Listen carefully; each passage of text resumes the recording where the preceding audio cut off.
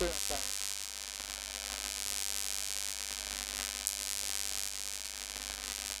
देखिए आपने प्रैक्टिस की तो अब आपके क्वेश्चन आए, तो मुझे इनपुट मिला कि कहाँ पे इशू है कहाँ पे इशू नहीं है।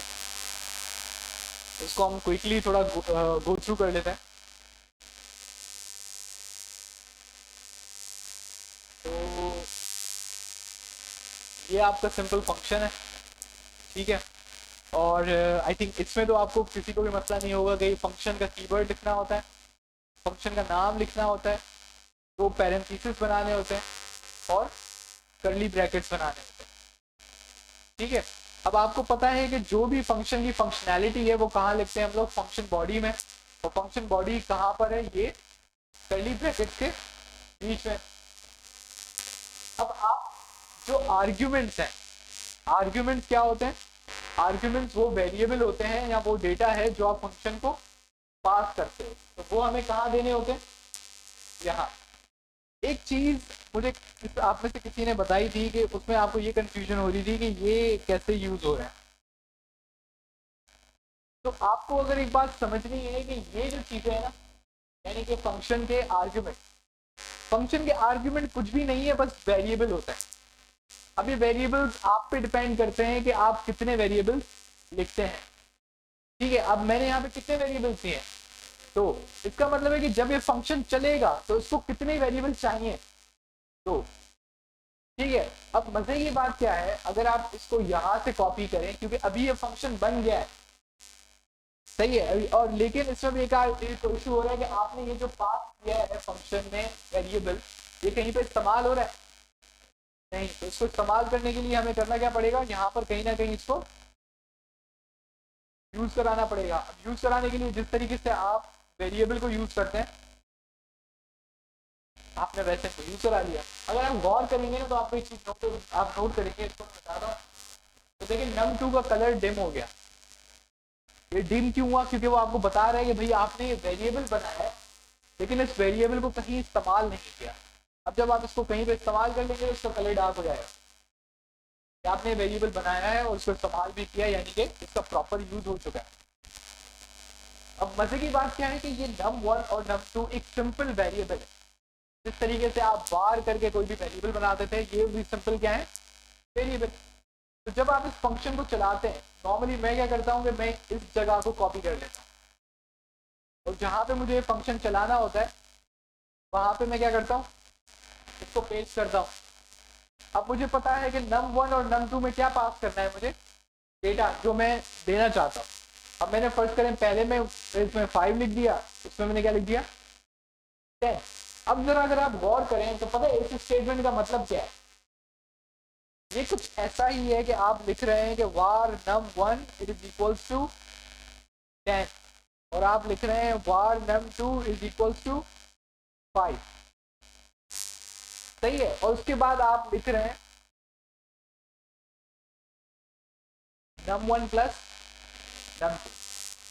तो जो आप फंक्शन को पैरामीटर या आर्ग्यूमेंट देते हैं, बेसिकली जहां पे आप फंक्शन बनाते हैं तो इनका नाम आर्ग्यूमेंट होता है, और जहां पे आप फंक्शन चलाते हैं उधर इसको पैरामीटर कहते हैं, सही है। लेकिन आप दोनों जगह पैरामीटर कह लें कोई मसला नहीं है, दोनों जगह आर्ग्यूमेंट कह लें कोई मसला नहीं है। मसला ये है कि बस आपको समझ आना चाहिए कि जब कोई आपको कहे कि फंक्शन का पैरामीटर, तो आपको समझ आना चाहिए कि जो फंक्शन को डेटा पास होगा, सिंपल। अब फंक्शन अगर आप उसको गौर से देखें तो ये num1 क्या है, एक सिंपल वेरिएबल है। क्योंकि ये एक सिंपल वेरिएबल है तो इसमें किसी भी किस्म का डेटा टाइप आ सकता है, वो स्ट्रिंग आ सकता है, वो ऑब्जेक्ट आ सकता है, वो यहाँ पे नंबर आ रहा है, एरे आ सकता है, कोई भी किस्म का, इवन दूसरा फंक्शन भी जा सकता है। ये बात समझ आ रही है, इवन दूसरा नंबर भी जा सकता है। इसका हम एक छोटा सा एग्जांपल देख लेते हैं, ये कैसे मुमकिन है। हम इसको कह देते हैं कि फंक्शन मेन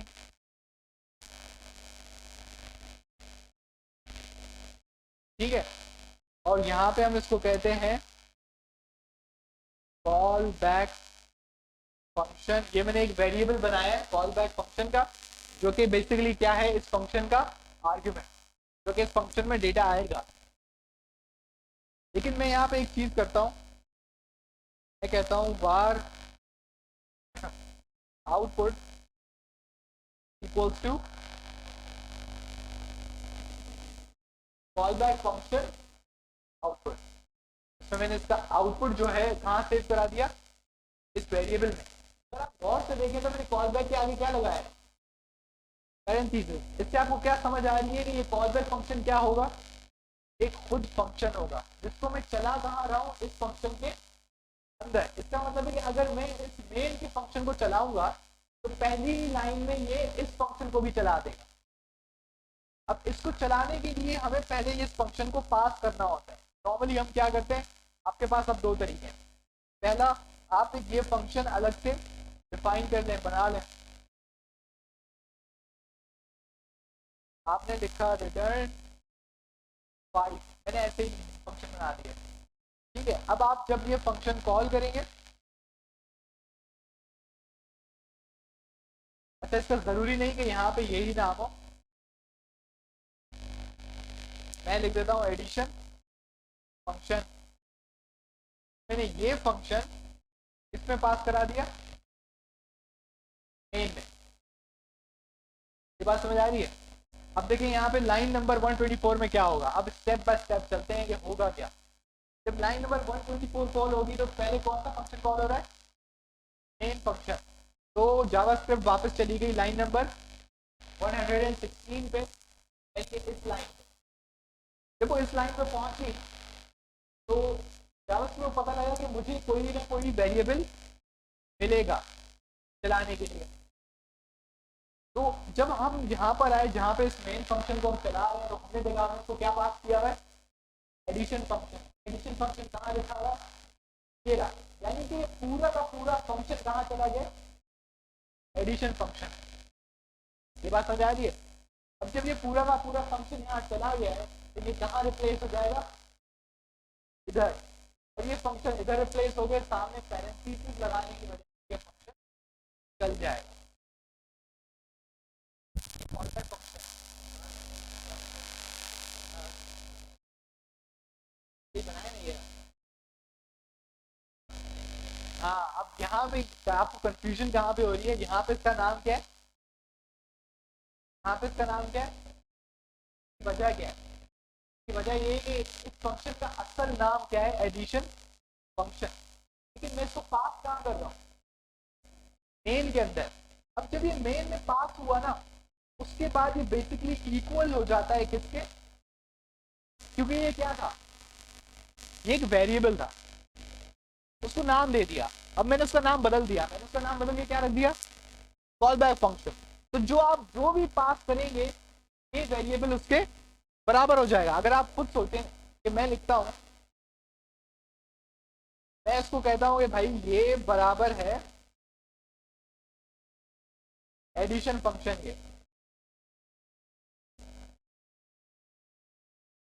ठीक है। तो अब जावास्क्रिप्ट क्या करेगा, इस वेरिएबल के अंदर क्या सेव करा देगा, ये फंक्शन। तो बेसिकली यहां पर क्या हो रहा है, इस वेरिएबल में वो फंक्शन सेव हो जाता है बस। यहाँ पे आप उसको कोई भी नाम का कोई भी फंक्शन पास करेंगे, वो सिंपली क्या हो जाएगा, इस वेरिएबल में सेव। जब आप इस फंक्शन के अंदर जब भी इसको कॉल कराएंगे तो क्या लिखेंगे आप, ये वाला नाम तो क्या आपने यहाँ पे इस्तेमाल किया, सिंपल ये काम। हाँ, ये फंक्शन,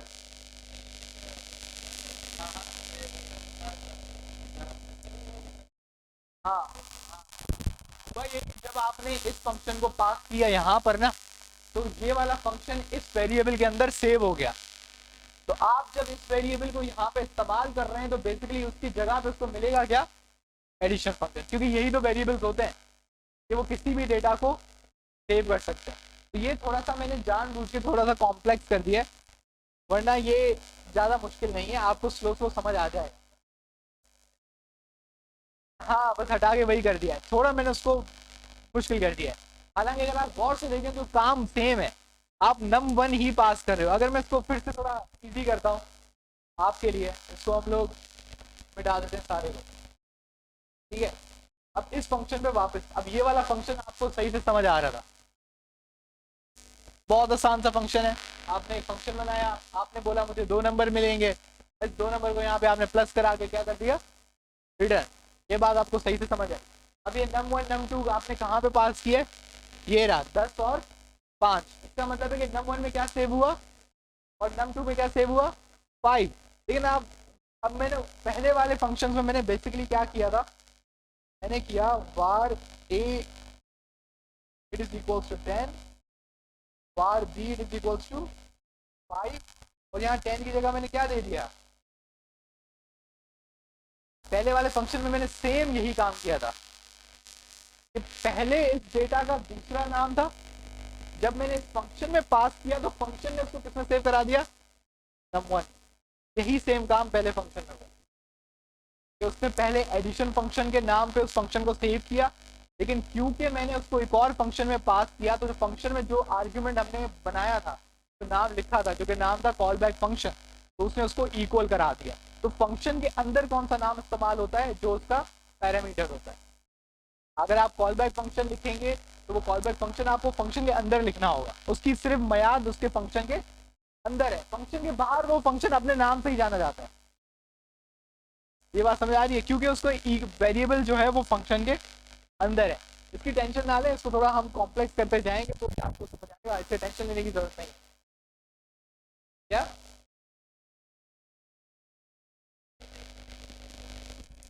हो गए, हाँ नहीं फर्क नहीं है। ये आपका ये होता है कि जब आप थोड़े शुरू में काम कर रहे होते हैं तो आप थोड़ा लंबा लंबा काम करते हैं कि पहले इस वेरिएबल में सेव करवाया, फिर उसको पास कर दिया। जब आप थोड़े एक्सपर्ट हो जाते हैं तो फिर तो मैं तो उसको फिर ऐसे भी नहीं लिखता। अगर आपको रिएक्ट याद हो तो ये वाला काम जो है अगर मुझे करना होता तो मैं बिल्कुल भी ऐसे सही तौर पर नहीं करता। अगर आपको थोड़ी सी याद है तो ये जो रिटर्न फंक्शन जो है रिएक्ट में जब मैं आपको पढ़ा रहा था तो मैं कुछ ये करता था।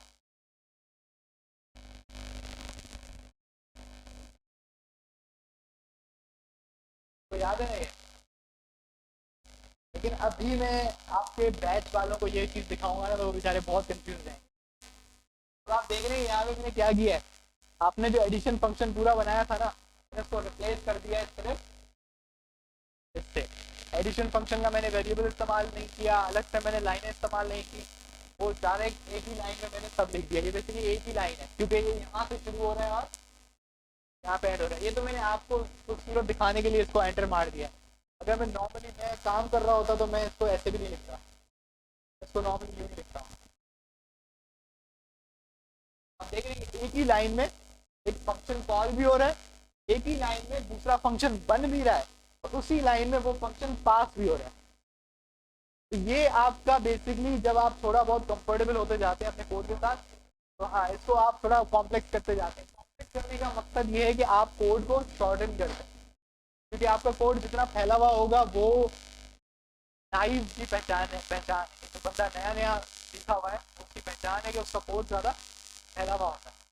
और जो थोड़ा बंदा एक्सपर्ट हो जाता है वो हमेशा कोशिश कर रहा होता है कि अपने कोड को शॉर्टन करें, तो वो इस तरह की टेक्निक इस्तेमाल करते हैं। अब एरो फंक्शन आप इस्तेमाल करें या सिंपल वाला फंक्शन इस्तेमाल करें उसमें कोई फर्क नहीं है, कोई भी फर्क नहीं है। लेकिन वो जो सिंपल वाला फंक्शन है वो लाइनें ज़्यादा घेरता है और ये एक लाइन में आ जाता है।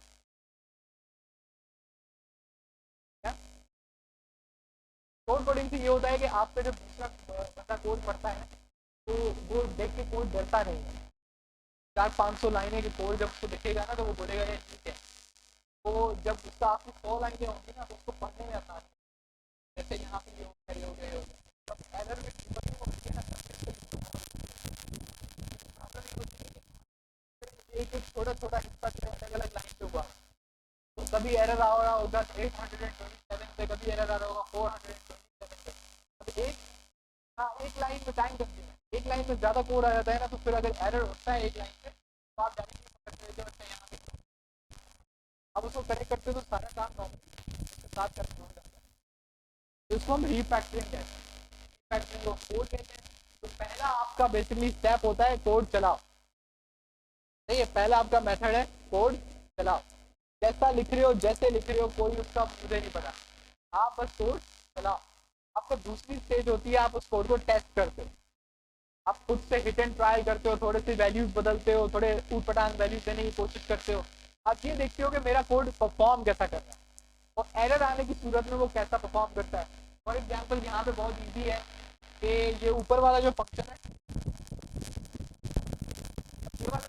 ये क्या क्या रिसीव करता है, एक नंबर। अब मैं जानबूझ के उसको क्या पास करा दूंगा, एक स्ट्रिंग। ये चेक करने के लिए कि स्ट्रिंग पास होने की सूरत में ये क्या क्या बिहेव करेगा, कैसे बिहेव करेगा, कोड को ब्रेक तो नहीं कर देगा। क्योंकि अगर यहाँ पे कोड ब्रेक हुआ 110 पे, तो कोड तो इतना बड़ा है, तो मतलब कोड आगे जाएगा ही नहीं। तो इसको ब्रेक हर हाल में नहीं होना, तो बात समझ रहे हैं, ब्रेक हर हाल में नहीं होना। इसको हम क्या कहते हैं कि सेकंड स्टेप होता है, आप थोड़ा सा टेस्ट करते हैं, क्योंकि अभी आपका कोड फैला हुआ है, तो आपके लिए आसानी होगी उसको चेक करने में। उसके बाद तीसरा स्टेप होता है कि आप आते हैं और चेक करते हैं, ये लाइन, ये वेरिएबल फजूल में बना लिया था, इसको शॉर्ट कर दो, इसको हटा दो, इसको एक लाइन में बना सकते थे। अच्छा, ये 5-6 वेरिएबल को आप एक ऑब्जेक्ट में बंद कर दो, समझ रहे हैं, ये पूरी को एक क्लास बना दो। सही है, ये काम एरे में आ सकता था, आपने उसको एरे में डाल दिया। ये फंक्शन जो है फजूल में ज़्यादा लाइनें ले रहा है, इसको एरो फंक्शन बना दिया। ठीक है, ये वाला कोड जो है बार बार रिपीट हो रहा है, तो आपने उसका फंक्शन बना के उसको हर जगह पास कर दिया। इस तरीके से आप कोशिश करते हैं कि हर जगह लाइन कोड में आपकी शॉर्टन करने की कोशिश करें। और उसका फाइनल स्टेप होता है डॉक्यूमेंटेशन।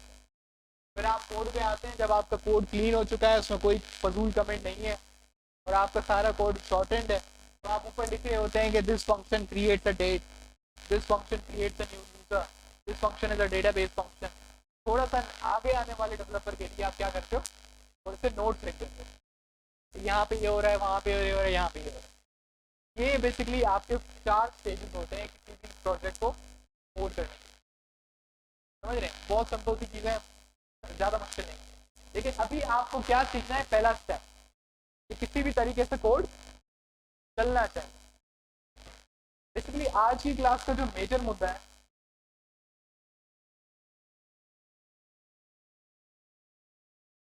वो है, आप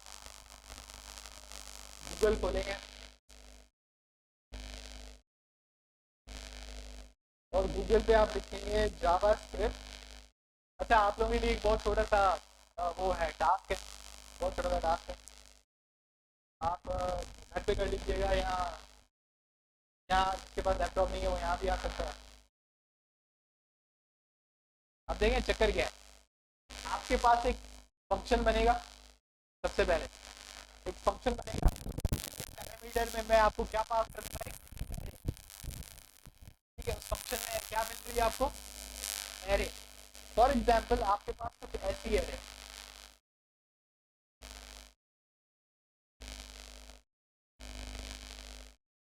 ठीक है, आपके पास एक एरे जिसमें कुछ नंबर्स है। मैं आपको ये पास कर सकता हूँ, ये कितनी भी आगे जा सकती है, इसका कोई, ये आपको देखना है। ठीक है, अब आपको करना क्या है कि इसका आपको एक फंक्शन बनाना है। फंक्शन में मैं आपको एरे पास करूंगा। आपका कोड क्या करेगा, इस नंबर को इस नंबर से माइनस करेगा। 6 - 2 क्या होता है, 4। इसका रिजल्ट क्या आया, 4। उसके बाद 8 को माइनस करेगा 6 से, इसका रिजल्ट क्या आया, -2। 1 को माइनस करेगा 8 से, जो रिजल्ट आया। फिर ये फाइनली 10 को माइनस करेगा 8 से। अब नीचे जो ये रिजल्ट बने ना, उन सबको आपको सम करके आउटपुट कराना है।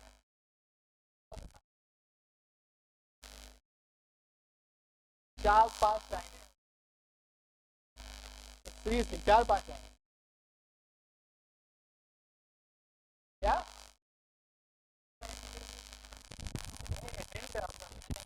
अब आपने देखे, आपने फंक्शंस पढ़े, आप लोगों ने इफ स्टेटमेंट्स पढ़ी, आप लोगों ने लूप्स पढ़े, आपने नेस्टेड लूप्स पढ़े।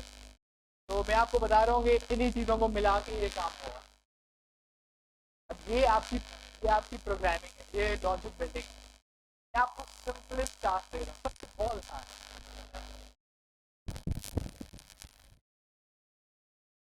क्या, हाँ, अब ये देखें, इधर दो चीज़ें हो सकती हैं, दो चीज़ें हो सकती हैं कि इसको थोड़ा और इंटरेस्टिंग बनाते हैं। आप पहले पैरामीटर में आप क्या लेंगे, एरे। पैरामीटर में आप एक बूलियन लेंगे, वो बूलियन क्या होगा, यहाँ पे ट्रू होगा या फॉल्स होगा। ठीक है, अब उसमें क्या होगा कि आप ये कर रहे हैं 6 माइनस 2 क्या होगा 4 पॉजिटिव वैल्यू, 8 माइनस 6 क्या होगा -2। तो अगर ये आप सेकेंड पैरामीटर ट्रू हुआ तो 8 माइनस 6 -2 जो हो रहा है ना, आप इसको एब्सोल्यूट वैल्यू बनाओ। एब्सोल्यूट वैल्यू पता है, एब्सोल्यूट वैल्यू कहते हैं कि अगर आपको माइनस है तो भी वो काउंट क्या होगा प्लस। लेकिन ये जो सारा प्रोसेस है ये बिल्कुल फाइनल में होता है, मतलब सारी प्रोसेस हो जाती है 8 माइनस होकर जो भी जवाब आ जाता है सिर्फ उसका साइन का आप क्या कर देते हो चेंज कर देते हो। ठीक है, आप ये गूगल पे सर्च कीजिएगा कि ये एब्सोल्यूट वैल्यू जावास्क्रिप्ट में कैसे बनाते हैं। ये आप खुद भी बना सकते हैं इफ स्टेटमेंट के थ्रू, लेकिन जावास्क्रिप्ट में एक इसका बिल्ट इन फंक्शन आता है। आप वो बिल्ट इन फंक्शन चलाएंगे, उसके अंदर नंबर को पास करेंगे, वो खुद ब खुद आपको क्या दे देता है एब्सोल्यूट फंक्शन। तो अगेन थोड़ा सुन लें, अपने पास लिख भी लें, वीडियो में रिकॉर्ड भी हो रही है। आपको एक एरे दी जाएगी, अच्छा मज़ा तब आएगा जब आपके पास इस तरह की वैल्यूज आएंगी।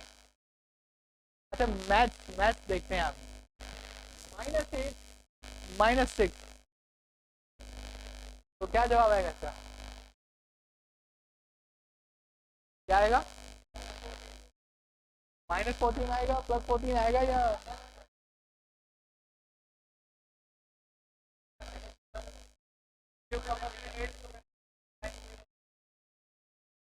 किसका रहता है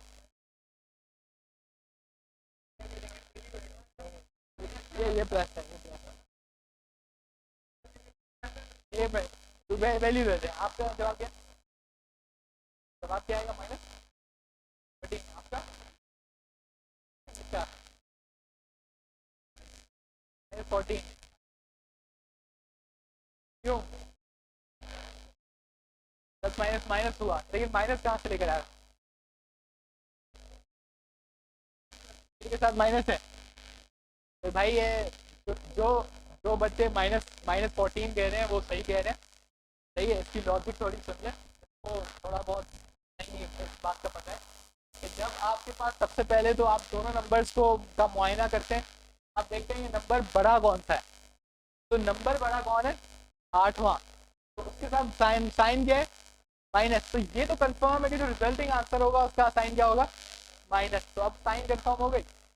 उसके बाद क्या होता है 8 -6 क्यों, क्योंकि आप माइनस करेंगे, तो जब दोनों सेम साइंस आ जाती हैं तो आप हमेशा क्या करते हो उनको प्लस करते हो और साइन उसका लिख देते हो जो बड़ा होता है, तो इसका आंसर -14 ही आएगा।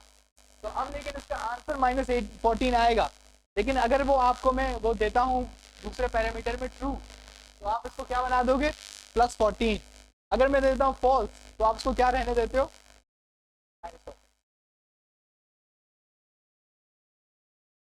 अरे खुद दूंगा, अरे खुद दूंगा, ये मैं खुद भी खुद ही दे सकता हूँ, ये आपका यही पे होना चाहिए।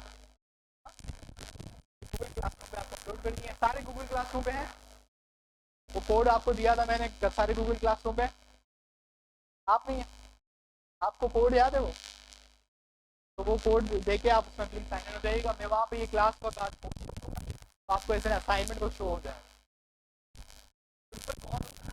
दोबारा से एक दफ़ा रिपीट कर लेता हूँ भाई, मैं आपको एक एरे दूंगा, एरे में कोई भी नंबर हो सकता है, कोई भी लेंथ हो सकती है, ये भी नहीं है कि 1 2 3 4, ये तो मैंने एग्जाम्पल के लिए लिखा है कि आपको नजर आए, मैं ये दे सकता हूँ कि 10 आइटम की एरे भी दे सकता हूँ, वो मेरी मर्जी है। ठीक है, आपका एल्गोरिथम क्या करेगा, इसको बेसिकली एल्गोरिथम कहेंगे क्योंकि वो एक फंक्शन आप परफॉर्म कर रहे हैं। आपका एल्गोरिथम बहुत सिंपल फंक्शनैलिटी है, इसको सक्सीडिंग वैल्यू को प्रीसीडिंग वैल्यू से माइनस करेगा, आसान जबान में दूसरी वैल्यू को पहली वैल्यू में माइनस करेगा, उसका जो जवाब आएगा वो एक जगह पे लिख देगा, इस वैल्यू को फिर इस वैल्यू से माइनस करेगा, इस वैल्यू को फिर इस वैल्यू से माइनस करेगा, जो इनके जवाबात आएंगे उनको आपस में प्लस कर देंगे। अब इधर एक मसला होगा कि कुछ जवाबात का जो आंसर है वो माइनस में आएगा, तो उसका मैंने आपको बताया कि आप स्लाइड में एक और पैरामीटर लेंगे बूलियन, जिसमें आपको या तो मैं ट्रू पास करूंगा या तो मैं आपको फॉल्स पास करूंगा। अगर मैं आपको ट्रू पास करता हूं तो आपको ये गारंटी करना है कि अगर इसका आंसर माइनस भी आ रहा है ना तो उसको आप क्या कर दो प्लस, लेकिन याद रहे इन सब में प्लस करने से पहले प्लस करना, क्योंकि इन सबको आपस में प्लस करने से पहले आपको प्लस नहीं किया तो वो क्या हो जाएगा माइनस। क्योंकि फर्स्ट करेंगे पहले वैल्यू बन रही थी 10, यहाँ पे आ गई -14, तो 10 -14 -4 आंसर हो गया। आपने बाद में +4 कर दिया, फायदा तो नहीं हुआ, क्योंकि मुझे आंसर तो 24 चाहिए था, क्योंकि ये मैं 14 और 10 बात समझ रहे। वैसे बहुत सिंपल है, उसको टेंशन ना लें, थोड़ा बैठ के ना बस सोचिएगा। इसमें आपको एक चीज की जरूरत पड़ेगी, वो मैं आपको बता देता हूँ, ठीक है। कि यहाँ पे सबसे पहली चीज आपको हर वैल्यू पे जाने के लिए किस चीज की जरूरत पड़ेगी, इसकी फॉर लूप। आपको हर वैल्यू पे जाने के लिए किसकी जरूरत पड़ेगी, फॉर लूप की। अब फॉर लूप में आई इज इक्वल टू 0, तो वो कहाँ पे आया 0। अब प्रॉब्लम एक बनेगी, अब आपको ये नहीं पता कि इसका आखिरी पैरामीटर कौन सा है। मैं कभी 4 दे सकता हूँ, मैं कभी 5 दे सकता हूँ, मैं 10 दे सकता हूँ। तो जब आप लिखते हैं ना आई इज लेस देन 10, जहाँ पे लेस देन 10 लिख रहे हैं ना, वहाँ पे अपनी जो एरे का आपने वेरिएबल दिया हुआ है उसके आगे आप लगाते हैं डॉट लेंथ। आप डॉट लेंथ लगाते हैं तो एरे आपको क्या देता है, इसको हम थोड़ी देर में टेस्ट कर लेते हैं कि ये वाकई सही है भी बात, या मैं सवाल बोल रहा हूँ। अगर आप कॉन्सेप्ट पे आए, मैंने बोला 8 इज इक्वल टू 0.33 जो भी है, सही है। मैंने एक एरे बना ली, उस एरे में कुछ भी वैल्यूज दे दी। अब मुझे पता करना है कि इस एरे का साइज क्या है, क्योंकि मुझे फॉर लूप तब तक चलाना पड़ेगा जितना इस एरे का साइज है। तो मैं कह रहा हूँ ए डॉट, तो नीचे देखें क्या जवाब आया, ए। मतलब कितनी आइटरेशन करनी चाहिए, आप ये इस्तेमाल करोगे हर वैल्यू पे जाने के लिए, ठीक है। 50% काम तो यही हो गया, ठीक है, 50% काम यही हो गया। अब आपको थोड़ी और चीज़ें इस्तेमाल करनी होगी जो आप पढ़ चुके हैं। इसमें मैं आपको बता रहा हूँ, ऐसी कोई भी चीज़ नहीं है जो आपने नहीं पढ़ी।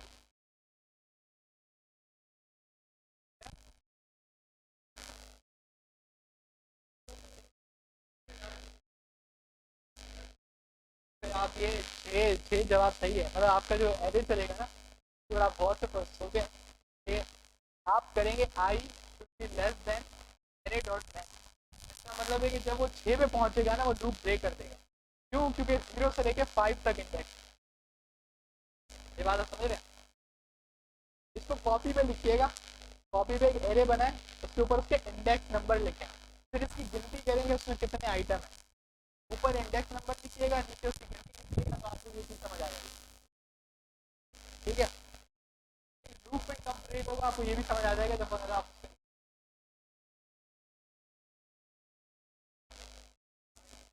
लिखें i less than array dot length, तो अब ये वो वेरिएबल है जो आप फंक्शन के पैरामीटर में देंगे, ये तो कॉमन सी बात है। तो भाई ये प्योर प्रोग्रामिंग है, तो अभी आप करेंगे ये प्रोग्रामिंग है। इस तरह के क्वेश्चंस जो हैं आपके जो कॉम्पिटिशन होते हैं इसमें बहुत ज़्यादा आते हैं। अब जैसे कि एक मैं आपसे कहूँ कि ये अगला कोई इसको कोई ट्राई करना चाहे, बहुत सिंपल सा काम है ये। अब आपकी एक एरे है, अब आप उसको रिवर्स करना है, बहुत सिंपल सा काम। ये लूप्स के थ्रू आपको करना है कि भाई आप एक एरे, आपको कोई भी एरे दे, आप उसको क्या करो, सिर्फ पलट दो। लेकिन यहाँ पे कैच है, यहाँ पे कैच है कि ये तो आप बहुत आसानी से कर लोगे, कर लोगे और ये कि भाई एक एरे है उसको वैल्यूज को पलट दो। लेकिन यहाँ पे एक गेम हो सकती है कि भाई मैं आपको कहता हूँ कि उसका पहले असेंडिंग ऑर्डर होना लाजमी है। इसका मतलब है कि छोटी से छोटी वैल्यू, फिर बड़ी वैल्यू, फिर बड़ी वैल्यू, फिर बड़ी वैल्यू, उसको ऑर्डर करें, ताकि जब आप उसको रिवर्स करें तो वो सबसे बड़ी वैल्यू पहले आए, फिर छोटी वैल्यू, छोटी वैल्यू, छोटी वैल्यू, छोटी वैल्यू। इस पर आप थोड़ा सोचिए। अगेन आपको जावास्क्रिप्ट के भी कुछ बिल्ट इन फंक्शन मिल जाएंगे, आप ये काम खुद भी कर सकते हैं, बहुत सिंपल सा है। तो इसमें अगेन क्योंकि जावास्क्रिप्ट के जो बिल्ट इन फंक्शन हैं उनकी भी कोई ना कोई किसी ने लॉजिक लिखी है, नहीं, अगर आपको वो बेसिक फंक्शन मिल जाता है तो आप वो इस्तेमाल कर लें, क्योंकि हमें क्या चाहिए, आउटपुट। आउटपुट का मतलब है। अभी एक छोटा सा इंपॉर्टेंट टॉपिक देखते हैं, 15 मिनट लगेंगे, इसमें ज़्यादा मतलब। टॉपिक का नाम है जावास्क्रिप्ट।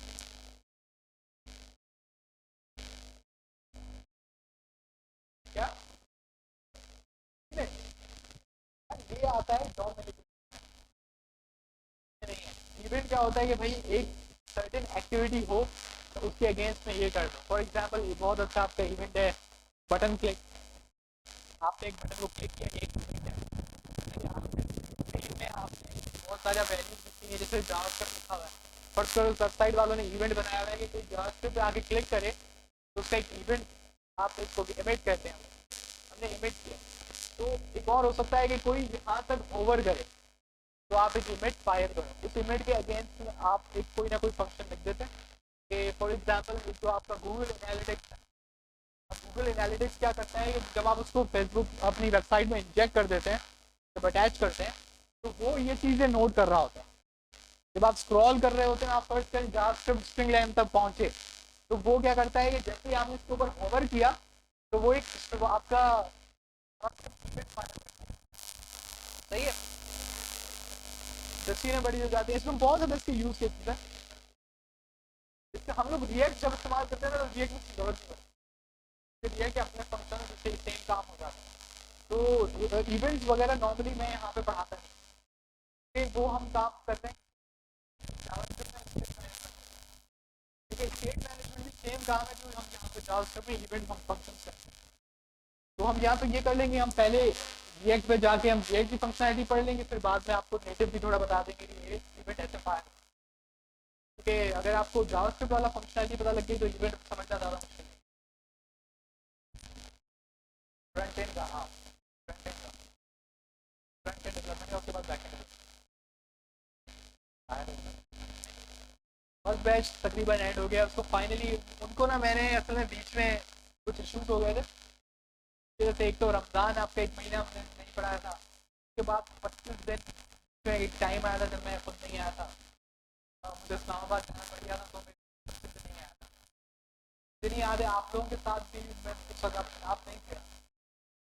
वो 25 दिन उनके वैसे गए थे और एक महीना रमज़ान, 2 महीना उनका वैसे ही उस वजह से कोर्स चले, लेकिन अभी उनका कोर्स है, उसने एक्स्ट्रा भी बहुत कुछ पढ़ाया था उनको, फायर बेस, फायर स्टो, अब ये फायर उसको मैं को भी पढ़ा दिया है, तो फायर बेस डिप्लॉयमेंट पढ़ा दी है। तो ये तो बहुत ज़्यादा ऐसी चीज़ें हैं जो हेल्प आउट बहुत करती हैं आपको फ्रीलांस पे। मैंने उनको वो भी बहुत कुछ करा दिया था, तो उस वजह से उनका थोड़ा कोर्स स्लो हो गया। अब तो जो आखिरी बच्चे बच्चे हैं मेरे ख्याल से 7 हैं, सारे में 7। तो वो अभी तो उनका ख़त्म कर दिया, मैं संडे को कभी कभी अब उनके क्लास ले लेता हूँ। तो मोंगो डी उनका चल रहा है, बस वो एक वीक चलेगा और नेक्स्ट वीक इंशाल्लाह उसको बुला के खत्म कर देंगे। क्योंकि उनके 7 बच्चे बैठे हैं, उनमें से दो जो 3 थे वो तो मेरी ट्रेनिंग थे हमारी कंपनी, और बाकी उनमें से जो 2 हैं वो अभी पढ़ रहे हैं, तो इस वजह से वो कहीं इधर उधर अप्लाई नहीं कर रहे। बाकियों को भी हमने इनके नाम आगे सॉफ्टवेयर हाउस में दे दिए हैं, और 2 बच्चे जो हैं आप ही के बैच में आपके साथ पढ़ रहे हैं, तो तो जावास्क्रिप्ट थोड़ी रह गई थी तो वो बात उसको रिकवर करें, तो उनका तो ऐसे चल रहा है।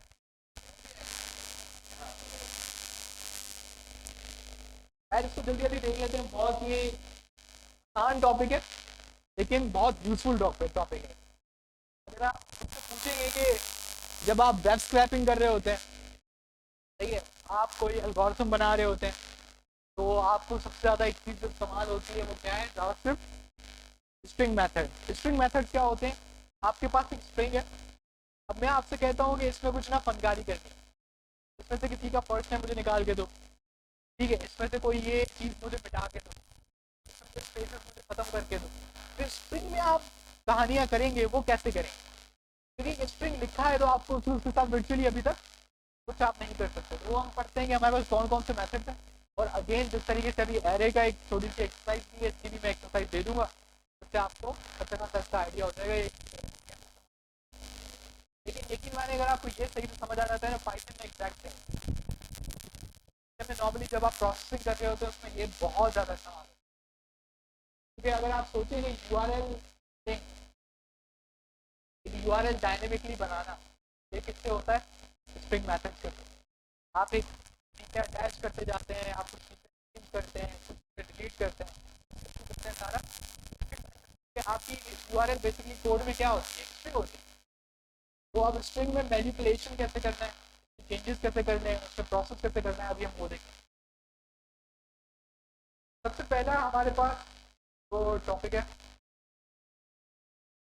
String method. कदरे आसान है, इसके बाद एरे मेथड थोड़ा कॉम्प्लिकेटेड है, लेकिन वो अगर आप स्ट्रिंग मेथड थोड़ा सही से समझ लेते हैं तो एरे मेथड काफी हद तक मिलते हैं। तो सबसे पहले जावास्क्रिप्ट स्ट्रिंग लेंथ। अब ये स्ट्रिंग लेंथ क्या है? हम लिखते हैं कि भाई हमारे पास एक स्ट्रिंग लिखी हुई है, ठीक है, मुझे ये देखना है कि इसके अंदर कैरेक्टर्स कितने हैं, यानी कि ये जो कैरेक्टर्स लिखे हुए ये कितने हैं, मुझे ये चीज़ पता करनी है। तो मैं क्या इस्तेमाल करूँगा? लेंथ। बहुत सिंपल है। कितनी लेंथ है इसकी? अगर आप नोट करेंगे तो एरे का भी सेम फंक्शन है। एरे में भी आप डॉट लेंथ लिखते हैं तो आपके पास क्या मिल जाता है? Number of item.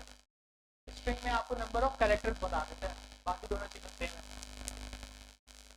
तो ये तो बहुत आसान चीज़ है, तो आप करके देखिएगा कि आप कोई भी लफ्ज़ लिखें, आप अपना नाम लिखें और उसका आप डॉट लेंथ करें, फिर बाद में खुद काउंट करके देखें क्या आपने सही किया। अच्छा, एक और इंटरेस्टिंग चीज़ हो सकती है, अगर कोई बता सके इसका आंसर क्या आएगा? आंसर क्या आएगा? क्या कर लेते हैं? आंसर क्या आया? 2। तो हमें ये चीज़ पता लगी कि स्ट्रिंग के अंदर अगर स्पेस बार है तो हम उसको क्या काउंट करते हैं? क्या काउंट करते हैं उसको? कैरेक्टर काउंट करते हैं। स्पेस खुद भी कैरेक्टर है। इस वजह से अगर आप गलती से या उसके पासवर्ड जब आप अपना डालते हैं तो पासवर्ड में अगर आप स्पेस देंगे तो वो स्पेस काउंट होता है। ये शायद आप में से कुछ लोग करते होंगे, जानबूझ के आप स्पेस देना कि ताकि वो पासवर्ड कॉम्प्लेक्स हो जाए। तो ये काम यहाँ पे एप्लीकेबल है। अब आपके पास 3 ये स्ट्रिंग के मेथड्स हैं, और पहला है स्लाइस, दूसरा है सब स्ट्रिंग, तीसरा है सब एसटीआर। तो अब देखें, हमने ये देख लिया कि हमने स्ट्रिंग का लेंथ देख लिया कि लेंथ कितनी है उसकी, यानी कि उसके कैरेक्टर्स कितने हैं। अब मैं आपको कहता हूँ कि मुझे एक सर्टेन पार्ट काट के दो, सही है, एक स्ट्रिंग लिखी हुई है माय नेम इज अखलाक अहमद। अब मैं कहता हूँ कि मुझे मेरा नाम अखलाक निकाल के दो, तो अब आप ये काम कैसे करोगे? तो वो आप उसमें क्या इस्तेमाल करते हो? ये 3 चीज़ें, ठीक है। अब इन 3 चीज़ों में थोड़ा थोड़ा सा फर्क है, हम उसको सही से थोड़ा देख लेते हैं कि इसमें क्या फर्क है। जैसे कि हम लिखते हैं 8 इज इक्वल्स टू, हमने एक स्ट्रिंग बनाई, ठीक है। अब मैं कहता हूँ ए डॉट स्लाइस, मैं कहता हूँ 0 से स्टार्ट करो और ये 1 2 3 4 5 6, तो मेरे पास क्या आ गया? तो बेसिकली ये कैसे काम करता है? ये काम करता है कि पहले में आप उसको बताओगे कि मुझे कौन से कैरेक्टर से स्टार्ट करना है, और दूसरे वाले में आप उसको बताओगे कि कौन से कैरेक्टर पे एंड करना है। बहुत सिंपल है। वो एक्सक्लूसिव और इंक्लूसिव का चक्कर होता है, पहला वाला इंक्लूसिव होता है, दूसरा वाला एक्सक्लूसिव होता है। ठीक, अभी आप इसको कंफ्यूज ना क्या? हाँ, इसका तो अभी कुछ है, अभी इसके थोड़े से कुछ तरीके का तो अभी हम देखते हैं। पहला एक ये स्लाइस है, सिंपल सा स्लाइस है, जिसमें आप सिंपल क्या कर सकते हैं कि 0 to 7 आपने एक चीज स्टार्ट करनी है और एक चीज एंड करनी है। फिर इसको कहते हैं कि इसको टेस्ट करने के लिए हम कहते हैं 1, तो UFFAH,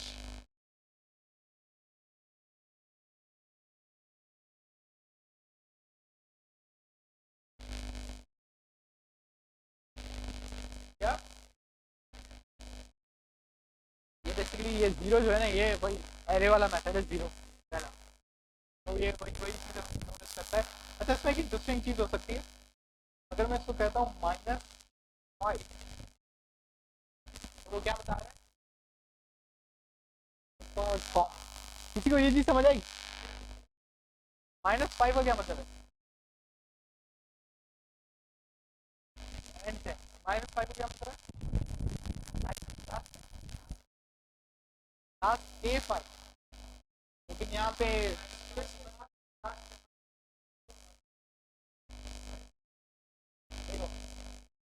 यहाँ पे हम इस पे वापस आते हैं।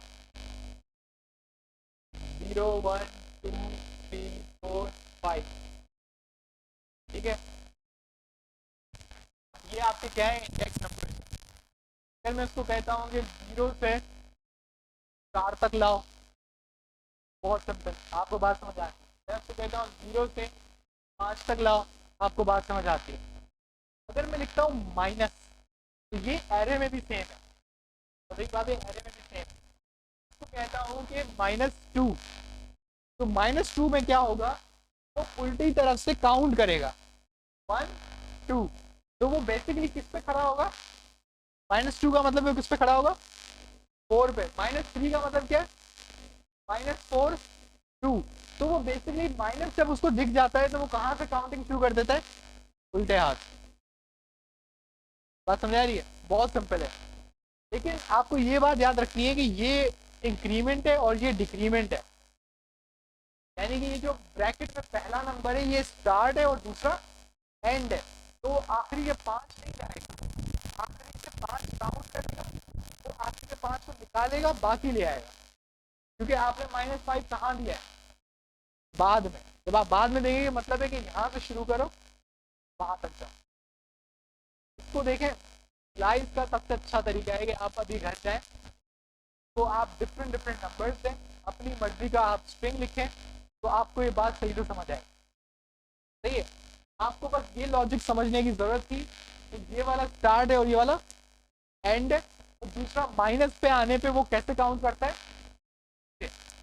घर जाके इसको ना सही से आप खुद अलग अलग नंबर, अलग अलग स्ट्रिंग लेके आप करें, आपको बहुत जल्दी समझ आएगा। अभी मैं जितनी देर भी बोलता रहूँगा आपको ये चीज़ क्लियर नहीं होगी जब तक आप अपने हाथ से लाइफ को इस्तेमाल नहीं करते। तो वो हाँ, हम ट्राई कर लेते हैं।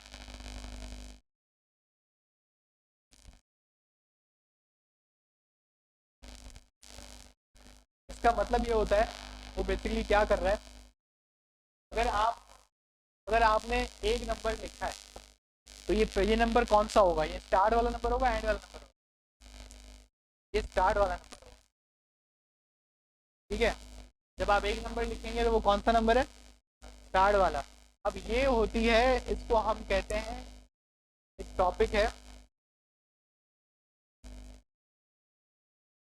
अब देखें, मेरे से छोटा है, ये पहले में स्टार्ट होता है, दूसरे पे होता है। जब आप एक नाम लिखेंगे, एक नंबर लिखेंगे, तो उसमें किस पे काउंट करता है, स्टार। तो अब सवाल ये हो सकता है कि सर स्टार्ट का तो चलो आपने बता दिया, दूसरा तो कोई नंबर ही नहीं है, तो उसको कैसे पता लगेगा कहाँ रुकना है। तो जब भी आप एक नंबर देते हैं तो उसको क्या लगता है कि कहाँ तक जाना है, मैंने एंड तक जाना है, बाय डिफॉल्ट तक एंड जाएगा। सही है, इसको रेस्ट ऑफ वैल्यूज पे आपको ले जाएगा। ये आप -5 पे इसने UTERS यानी कंप्यूटर का सिर्फ UTERS उठा के लाया। स्टार्ट आपने कहाँ से किया है, -5, इसका मतलब है -5 का क्या मतलब है कि वो पहले एंड पे गया, एंड से उसने काउंटिंग शुरू की, 1 2 3 4 5, जहाँ 5 था उसने वहां से स्टार्ट किया और वो गया कहाँ तक, एंड तक।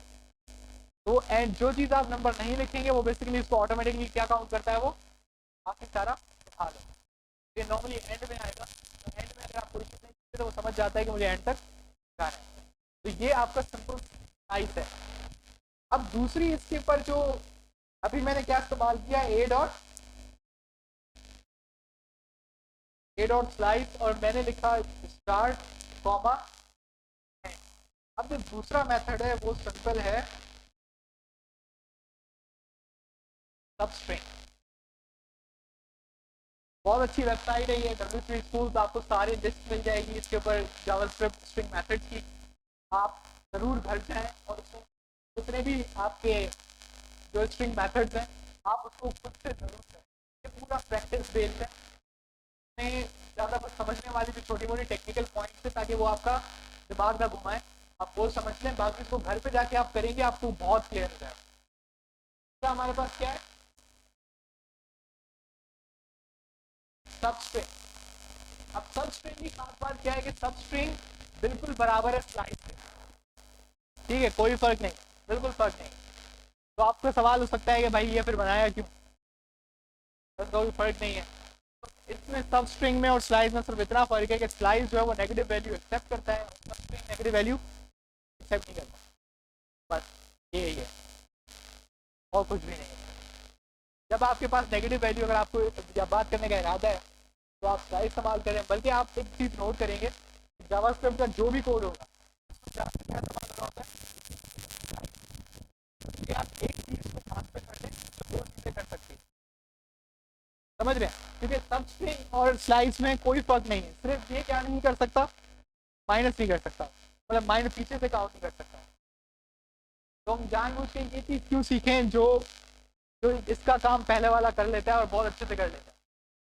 मतलब अगर हमें पहले वाले में माइनस चाहिए तो वो आपको माइनस से भी उसको उठा के ले आएगा, और अगर पॉजिटिव में जाइए तो वो पॉजिटिव से भी उठा के ले आएगा। तो दो सीखने की जरूरत नहीं है। फिर भी अगर आपको आपके दिमाग में होना चाहिए कि हो सकता है कि कभी किसी दिन आपको इंटरव्यू में पूछ लिया जाए इस स्लाइस से मिलता जुलता दूसरा मेथड कौन सा है, तो उसमें आप क्या बोलेंगे?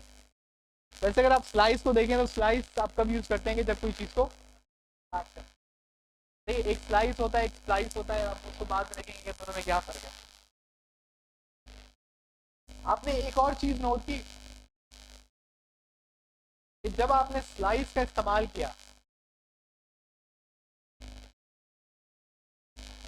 जब आपने स्लाइस का इस्तेमाल किया तो इसकी पेरेंट स्ट्रिंग में कोई फ़र्क आया? ये बात समझ आई? मैंने जब इस स्लाइस का मेथड इस्तेमाल किया तो क्या जो ए के अंदर क्या सेव था, सुपा कंप्यूटर, तो अब मैं ए को प्रिंट कराऊंगा तो सुपा आएगा या सुपा कंप्यूटर्स आएगा?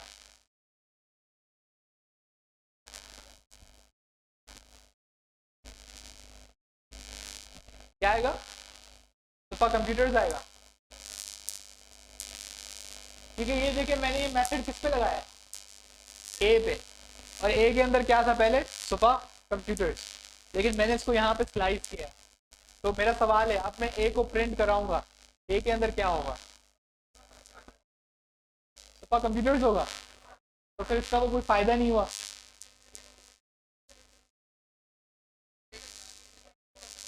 तो फिर इसकी वैल्यू का क्या फायदा हुआ?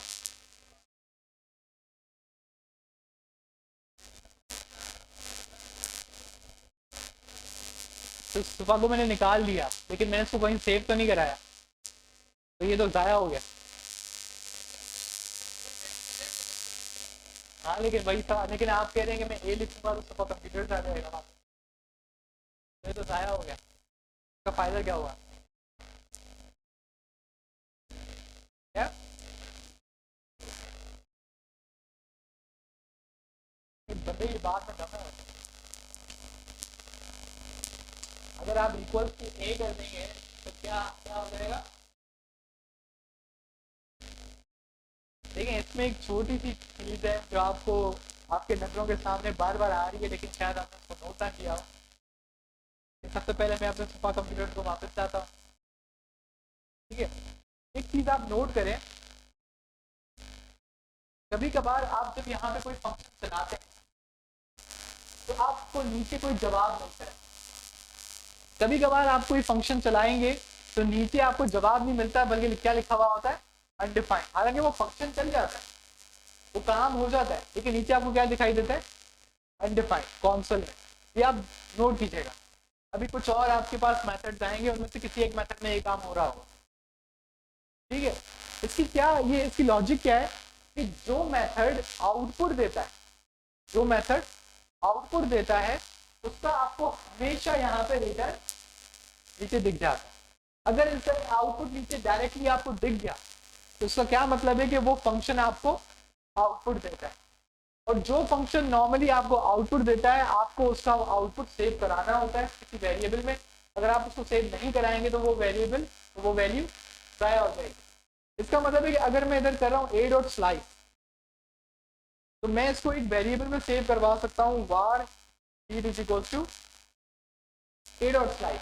अब आप एक चीज नोट करेंगे, नीचे अब क्या आया, अनडिफाइंड। उसकी वजह क्या है कि एक वेरिएबल डिक्लेरेशन का जो फंक्शन है वो कुछ आउटपुट नहीं देता। मतलब जब आप किसी वेरिएबल में कोई वैल्यू इंसर्ट करवा रहे तो उसका कोई आउटपुट नहीं है। जावास्क्रिप्ट को आपने कहा कि इस वेरिएबल में ये चीज सेव करा दो, उसने सेव करा दी, उसने उसका कुछ रिटर्न नहीं दिया, तो उसके नीचे वो कॉन्सेप्ट क्या लिख देता है, अनडिफाइंड।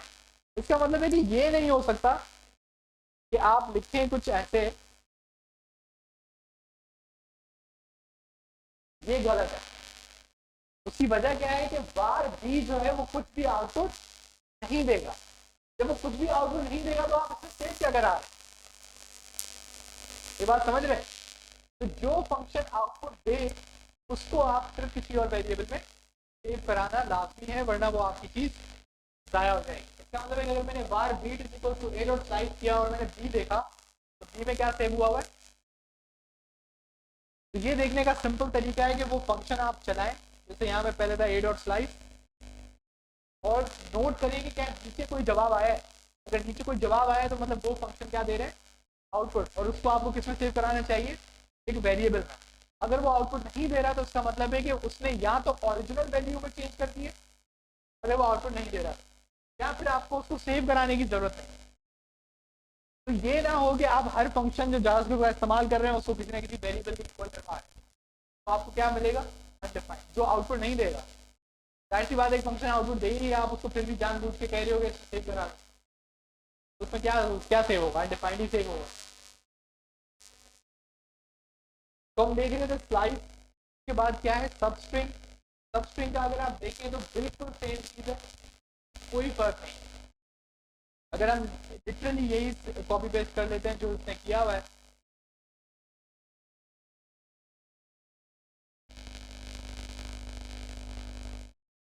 अब उसने देखिए उसने क्या करवाया है, उसने पहले इसको किसमें, इस स्ट्रिंग को किसमें सेव करवाया, एसटीआर, और एसटीआर को क्या करवा दिया, सबस्ट्रिंग के साथ से शुरू हो 13 पे रुक जाओ, और उसको इसका पूरे का आउटपुट किसमें सेव कराए, कार्ड में। इसका मतलब है मुझे जो जवाब है वो कहाँ मिलेगा,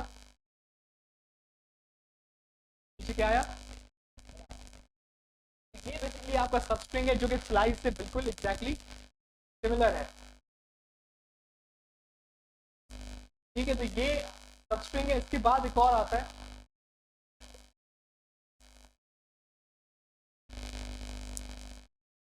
आखिरी क्या है, सब एसटीआर। अब इसमें और स्लाइस में अगेन काम सेम है कि ये कोई ना कोई आपकी स्ट्रिंग का हिस्सा काट के लाएगा, लेकिन अब इसका तरीका हल्का सा डिफरेंट है। अब इसका तरीका कैसे डिफरेंट है वो हम देख लेते हैं। हम अपने ए पे आते हैं, इधर क्या सेव हुआ है, अब हम क्या करते हैं कि ए डॉट सब एस टी आर लगाते हैं स्लाइस की जगह, और पहले हम देते हैं कि भाई 0 से स्टार्ट करो, तो कहाँ तक जाओ, तो उसमें नीचे क्या लिख दिया, तो उसमें कोई फर्क हुआ,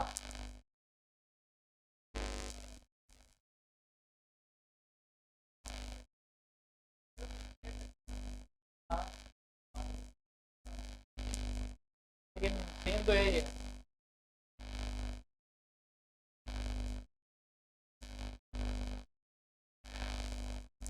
स्पेस उसमें भी आ रही है,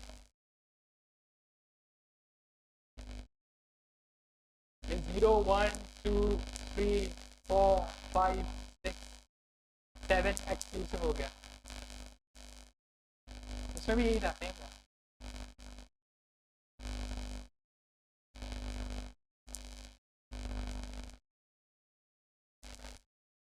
अच्छा, इन दोनों में फर्क समझ आ रहा है? नहीं, इसमें फर्क है, पहले आपने इस्तेमाल किया स्लाइस। स्लाइस हमेशा क्या होता था, स्ट्रिंग डॉट। अच्छा, इसका क्या मतलब है, स्ट्रिंग डॉट का क्या मतलब है? अब लेकिन मैंने तो ये लिखा था, add is equals to sofa computer. नहीं, मैंने तो ये लिखा, यही लिखा था, add is equals to sofa computer, यही लिखा था। लेकिन फिर ए डॉट स्लाइस कहाँ से आया, स्ट्रिंग है,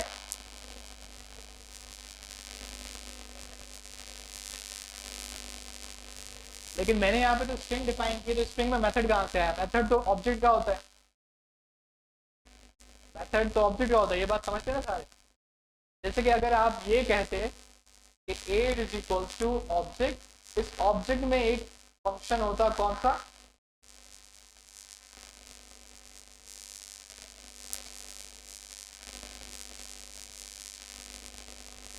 अब ये जो चीज है इसमें आप लिखेंगे ए डॉट स्लाइस, तो मुझे बात समझ आती है, सही है। लेकिन इसमें ए डॉट स्लाइस की बात कैसे आई?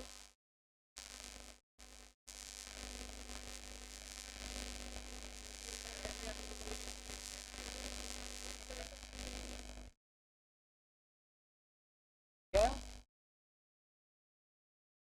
क्या? हाँ, लेकिन ए पे मैं मैसेज लगा रहा हूँ, लेकिन मैसेज आ कहाँ से रहा है? कौन सी लाइब्रेरी? एक और हम लोग एक और तरीका करते हैं। मैं कहता हूँ एड इज इक्वल टू 1 2 3 4 5, दिख रहा है सबको? मैंने लिखा एड इज इक्वल टू 1 2 3 4 5, आपकी क्लास नहीं है, सही है। अब a it is equal to a dot, आपको हम कह देते हैं स्लाइस, मैं इसको कहता हूँ 0,2, लेकिन नीचे आपको एंटर क्या दे रहा है? ए dot slice is not a function. वो बिल्कुल सही कह रहा है, क्योंकि ए के अंदर क्या सेव हुआ है? नंबर। नंबर में ऑब्जेक्ट आया कहाँ से? तो ये स्लाइस जो है ये तो एक मेथड है, और मेथड हमेशा किसके अंदर मिलता है? ऑब्जेक्ट के। ये बात समझ रहे हैं? अच्छा, मेथड और फंक्शन एक चीज है, लेकिन फंक्शन को मेथड हम सिर्फ तब कहेंगे जब वो किसके अंदर होगा? ऑब्जेक्ट के अंदर। ये बात याद है। मेथड क्या है? फंक्शन ही है। फंक्शन मेथड सिर्फ एक चीज है, लेकिन फंक्शन का नाम आप मेथड कब बोलेंगे? जब वो किसके अंदर होगा? ऑब्जेक्ट के अंदर। इसको बिल्कुल रट लें, ये बिल्कुल आपको नींद में भी कोई उठा के बोले ना कि भाई मेथड क्या है, तो आप बोलो फंक्शन है लेकिन ऑब्जेक्ट के अंदर है, ठीक है। तो इसकी पहचान क्या है कि किसी वेरिएबल के आगे डॉट करके लगाया जाता है। क्यों? क्योंकि डॉट किसकी पहचान है? ऑब्जेक्ट।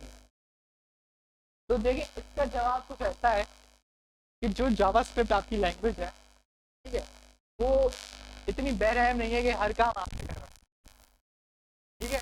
उसने क्या कराया हुआ है कि उसने कुछ डेटा टाइप्स के साथ फंक्शनैलिटीज आपको बना के दी दी।